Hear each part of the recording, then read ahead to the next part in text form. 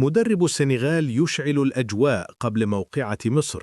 الحذر واجب، ولا أعلم شيئا عن فيديو في الجيب. تحدث بابي ثياو المدير الفني لمنتخب السنغال عن مواجهة مصر المرتقبة في نصف نهائي كأس إفريقيا، محذرا من الانسياق وراء أي تصريحات أو تفسيرات قد تؤثر على تركيز لاعبيه، خاصة تلك التي أطلقها إميرس فاي مدرب كوت ديفوار حول أسلوب لعب الفراعنة.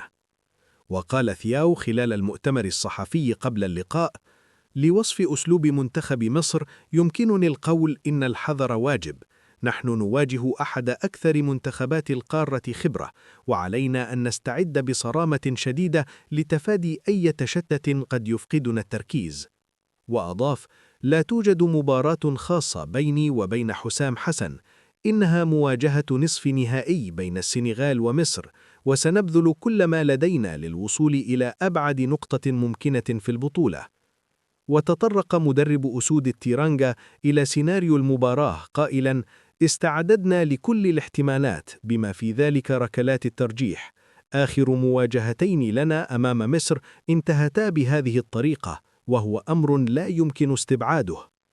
وعن كثرة اللاعبين المهددين بالإيقاف حال التأهل للنهائي، أكد ثياو: اللاعبون لن يمسكوا العصا من المنتصف، لا نفكر في خطر الإيقافات، الأهم هو تقديم كل شيء لحسم التأهل. كما رد على سؤال حول الفيديو المتداول للاعبي السنغال في التدريبات وهم يشيرون إلى الجيب، والذي فسره البعض على أنه استهانة بمصر، قائلاً: لا أعلم ما الذي تتحدثون عنه، ولا أتابع مواقع التواصل الاجتماعي من الأساس، ولا أعرف إن كان هذا الفيديو صحيحاً أم لا.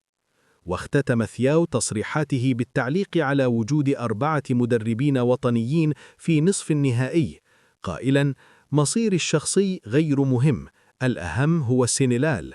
وجود 4 مدربين محليين في هذه المرحلة اعتراف بكفاءة المدربين الأفارقة.